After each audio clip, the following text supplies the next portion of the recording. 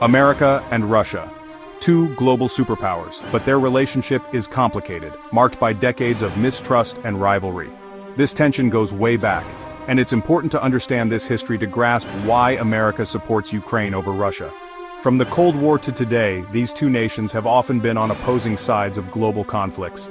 This essay delves into this complex relationship, examining the historical grudge, the reasons behind America's support for Ukraine, and the potential consequences of this ongoing conflict. The Cold War was a defining era in US-Russia relations. It wasn't a war with tanks and bombs, but a war of ideas.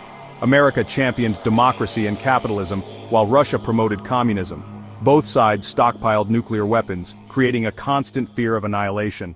Think of it like two rivals in a schoolyard, each trying to outdo the other.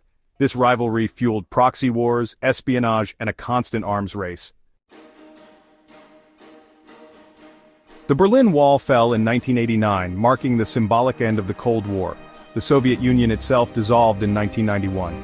Many hoped for a new era of cooperation, but old habits die hard.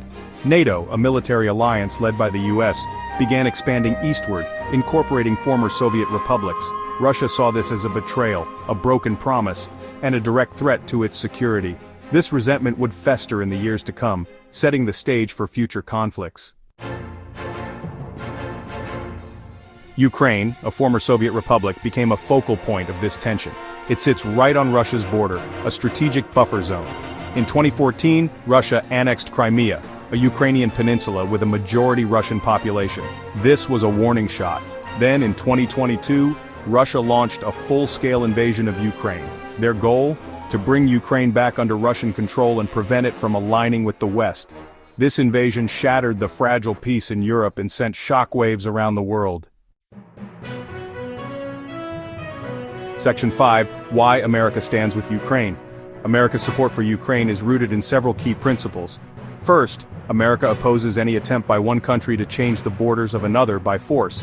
Second, America believes in the right of nations to choose their own destiny, free from outside interference. Third, America wants to deter further Russian aggression. A Russian victory in Ukraine, they fear, would embolden Putin to target other neighbors. Section 6. A diplomatic tightrope, the Riyadh talks. Fast forward to 2025. The world watches as the United States and Russia meet in Riyadh. The goal? To find a way out of the quagmire in Ukraine. These talks are a glimmer of hope, a sign that both sides recognize the need for dialogue. But the path to peace is fraught with obstacles. Russia demands concessions, while Ukraine, backed by America, refuses to negotiate under duress. Section 7. The stakes are high: global security and the rules-based order.